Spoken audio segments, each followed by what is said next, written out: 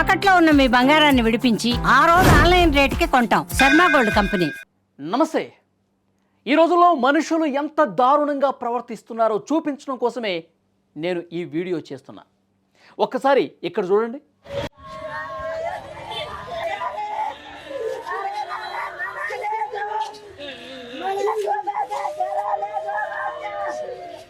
Pink colour sweater వేసుకుని ఉన్న ఆమె ఎంత రోధిస్తుందో, కన్నీళ్లు పెట్టుకుంటోంది, గుండెలు బాదుకుంటుంది. క్లియర్గా చూశారు మీరు. ఆమె అంతలా ఎందుకు ఏడుస్తుందో తెలుసా? ఆమె భర్త చనిపోయాడండి. అనారోగ్యంతో కాదు, అత్యంత దారుణంగా చంపేశారు. చంపింది ఎవరో తెలుసా? ఇలా వెక్కి వెక్కి ఏడుస్తున్నటువంటి ఈ మహానుభావురాలే. షాక్ అయ్యారు కదా? ఆమె నటిస్తుంది, ఎంత చక్కగా నటిస్తుందో. అసలు 1% ఆమెకి ఆమె చంపిందని చెప్పి ఎవరికైనా అనుమానం కలుగుతుందా? మహానటిని మించిపోయినటువంటి యాక్టింగ్ చేస్తోంది. కనిపిస్తుందిగా మీకు? దొంగ ఏడుపులు ఏడుస్తోంది. లిటరల్గా చెప్పాలంటే దొంగ ఏడుపులు. ఆమె నా భర్త చచ్చిపోయాడు, నా భర్తను చంపేశారని చెప్పి గుండెలు బాదుకుంటూ రోధించే వెనకాల ఎంత స్క్రీన్ ప్లే జరిగింది, ఎంత డ్రామా జరిగిందన్నది తెలిస్తే నిజంగా మీరు షాక్ అవుతారు. బాహుబలి లాంటి ట్విస్ట్, ఆ సినిమాలో కూడా ఇంత పెద్ద ట్విస్ట్ ఉండదు. అంత బాగా యాక్ట్ చేస్తుంది ఆమె. ఎందుకు చంపింది ఇక్కడ చూడండి. ఇంతలా యాక్టింగ్ చేసి కళ్ళు వాచిపోయేలా ఏడ్చినా సరే ఎలా దొరికిపోయింది ఆమె? మహబాద్ జిల్లాలో జరిగిన ఈ కిరాతక ఉదంతంలో మొత్తం స్టోరీ మీకు తెలియాలి. కేసముద్ర మండలం బోడమంచ తండాకు చెందిన భూక్య వీరన్న చనిపోయాడండి. అతడి మరణం అనుమానాస్పదం. రోడ్డు ప్రమాదంలో చనిపోయినట్టు క్రియేట్ చేసి చివరికి అంటే ఇన్వెస్టిగేషన్లో చంపేశారని తెలిసింది. అక్కడ పడుంటమేమో రోడ్ యాక్సిడెంట్లా కనిపిస్తుంది, కానీ ఇన్వెస్టిగేషన్లో ఏం తెలింది? చంపేశారు. కేవలం 24 గంటల్లోనే ఈ కేసును ఛేదించారు. ఛేదించిన తర్వాత పోలీసులకి తెలిసింది ఏంటంటే షాకింగ్ నిజాలు. కొన్ని షాకింగ్ నిజాలు బయటకు వచ్చాయి. వీరన్న విజయ దంపతులు. ఇప్పుడు ఏడుస్తుంది కదా, ఆమె పేరు విజయ, చనిపోయినతను వీరన్న. ఇద్దరు దంపతులు. కుటుంబం ఆర్థిక ఇబ్బందులో ఉంది. విజయకు బాలాజీ అనే వ్యక్తితో అక్రమ సంబంధం ఏర్పడింది. విజయ కుటుంబానికి బాలాజీ ఆర్ఎంపీ డాక్టర్ భరత్ సాయంతో కుటుంబానికి ముతూట్ ఫైనాన్స్లో గృహ రుణం ఇప్పించాడండి. వీరన్న చనిపోతే ఇన్సూరెన్స్ ద్వారా రుణం మాఫీ అవుతుందని విజయ బాలాజీలు భావించారు. ఆలోచన ఇలా వచ్చిందో లేదో, ఈ విషయం తెలిసిందో లేదో, వీరన్న హత్యకు ప్లాన్ గీసేసింది ఈ మహాతల్లి. తెలుసా? ఇన్సూరెన్స్ డబ్బులు వచ్చేస్తాయి, నువ్వు గృహ రుణం మీద ఇన్సూరెన్స్ కూడా పెట్టావు కదా, అతను చనిపోతే డబ్బులు వస్తాయి, ఈ రుణం మాఫీ అయిపోతుంది.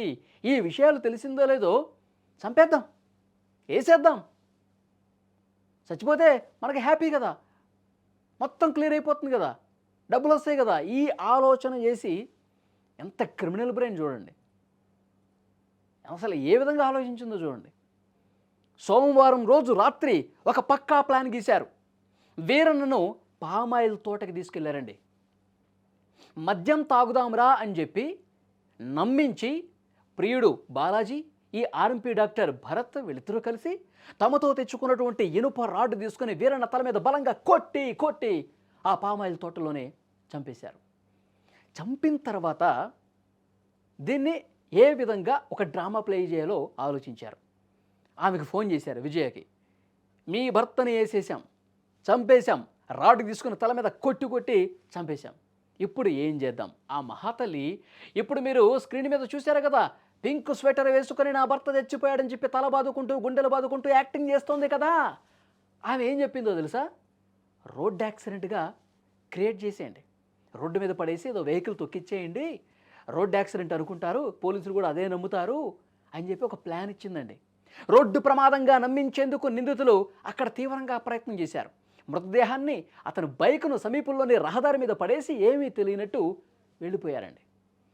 తర్వాత విజయ ఏడుపు మామూలుగా లేదు. మీరు స్క్రీన్ మీద కూడా చూస్తూ ఉన్నారు. నా భర్త వదిలి వెళ్ళిపోయాడు, నన్ను వదిలేసి వెళ్ళిపోయాడు, నాకు ఇక దిక్కెవరు అంటూ ఆమె ఆసుపత్రి దగ్గర అసలు ఎట్లా ఏడుస్తుంది. అసలు ఎవరన్నా అనుమానిస్తారా?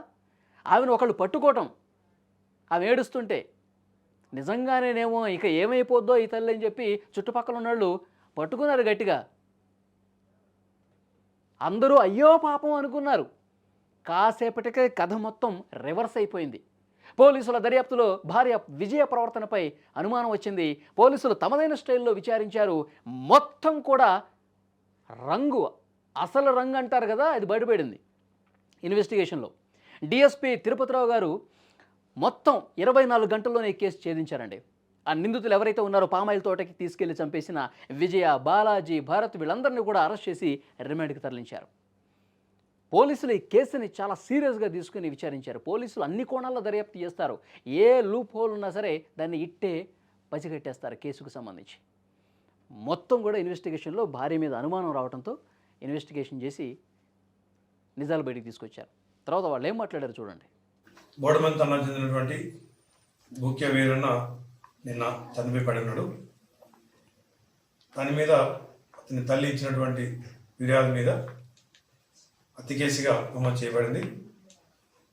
హత్య కేసులో దర్యాప్తులో భాగంగా ఇటు హత్యకు కారణమైనటువంటి ముఖ్య వీరన్న భార్య విజయలక్ష్మి మరియు ముఖ్య బాలాజీ, భరత్ అనే వ్యక్తులు ముగ్గురు కారణం. ముఖ్యమైన భార్య విజయలక్ష్మికి గత కొన్ని సంవత్సరాల అక్రమ సంబంధం ఉంది. అదేవిధంగా ముఖ్య వీరన్న అప్పులు బాలేనాడు. అతను ముత్తూరు ఫైనాన్స్ నుంచి కొంత ఫైనాన్స్ తీసుకోవడం జరిగింది హౌస్లో. అతను ఇన్సూరెన్స్ చేయడం జరిగింది. ఇన్సూరెన్స్ తీసుకున్న వ్యక్తి చనిపోయినట్లయితే అటు ఇన్సూరెన్స్ రుణమాఫీ అవుతుంది. 2.5 నెలలోని టవల్ తీసుకొని వీరన్న గొంతుని మీద చంపిండు. అది ముక్కుతోని టవల్ తీసుకొని ముక్కు మీద భరత్ ముగ్గురాడకుండా చనిపోయాడు. అది పోలీసులు కూడా క్లియర్గా తేల్చేశారు. కేసు గురించి వివరాలు తెలియజేస్తున్నారు. వీరన్న హత్యతో గ్రామంలో ఉద్రిక్త పరిస్థితులు నెలకొన్నాయండి. మృతుడి బంధువులు గ్రామంలో ఆందోళనకు దిగారు. వీరన్న హత్యకు కారకుడైన ఆర్ఎంపీ వైద్యుడు భరత్కు చెందిన రేకుల షెడ్ను ధ్వంసం చేశారు. ఎంత నమ్మకంగా ప్రవర్తించి ఈ విధంగా చేశారని చెప్పి ఆ గ్రామం మొత్తం కూడా ఆగ్రహంతో అట్టుడికిపోయింది. అందుకే అలాంటి పరిస్థితులు, ఉద్రిక్త పరిస్థితులు అక్కడ కనిపించినాయి. అంతేకాకుండా ఒక బైక్ను కూడా మృతుడి బంధువులు దహనం చేశారు. విషయం తెలిసిన వెంటనే గ్రామంలోకి మళ్ళీ పోలీసులు వచ్చారు. వాళ్ళకి నచ్చజెప్పేందుకు ప్రయత్నం చేస్తూ ఉన్నారు. తమకు న్యాయం కావాలంటూ వీరన్న బంధువులు కూడా డిమాండ్ చేస్తున్న పరిస్థితి. నేటి సమాజంలో పెడదేవ పడుతున్నటువంటి ఆలోచనలు నిజంగా మనుషుల్ని మృగాలుగా మారుస్తున్నాయండి. అక్రమ సంబంధాలు, క్షణికావేశాలు పచ్చని సంసారాలను ఏ విధంగా చిన్నాభిన్నం చేస్తున్నాయో మనకు అర్థమవుతుంది. భార్యల చేతిలో భర్తల మరణాలు ఆగటమే లేదు. ఇది కూడా మొన్న మనం చూసాం కదా. మొన్న హైదరాబాద్ ఉప్పల్ దగ్గర మేడిపల్లిలో ఆమె ప్లే స్కూల్ నడుపుతున్నటువంటి ఆమె భర్త ఇంజనీరింగ్ కాలేజీలో ఆయన ఒక మేనేజర్గా పనిచేస్తూ ఉన్నాడు, అశోక్. అక్రమ సంబంధమే అది కూడా. మహేష్ అనే వ్యక్తితో సంబంధం పెట్టుకుని భర్త ఇంటికి వచ్చిన తర్వాత 3 చున్నీలు కలిపి గొంతుకు బిగించి చంపేసి మళ్ళీ ఆమె కూడా గుండెపోటు అని చెప్పి నాటకం ఆడింది. అంతకుముందు మేఘాలయ హనీమూన్ మర్డర్ దగ్గర నుంచి, గద్వాల్లో తేజేశ్వరి దగ్గర నుంచి ఎన్ని కేసులు మనం చూడాల. చాలా బాధాకరమైన విషయం. అందుకే దేన్ని కూడా అంత ఈజీగా నమ్మకూడదు. ఆమె అట్లా ఏడుస్తుంటే ఎవరికైనా అనుమానం ఉందా? సో కాబట్టి సమాజంలో మనుషుల మైండ్ సెట్ ఏ విధంగా మారిపోతుంది. డబ్బు కోసం, సుఖాల కోసం దేనికైనా తెగిస్తున్నారంటానికి ఇది ఒక ఎగ్జాంపుల్. ఇలాంటి వాళ్ళని ఏం చేయాలి చెప్పండి? ఈ కేసులు అసలు మళ్ళీ రిపీట్ కాకూడదు. అక్రమ సంబంధాలతో భర్తలను చంపటం, భార్యలను చంపటం ఇలాంటివి జరగకుండా ఉండాలంటే వీళ్ళకి ఎలాంటి శిక్ష పడాలి? తప్పకుండా కామెంట్ బాక్స్లో తెలియజేయండి.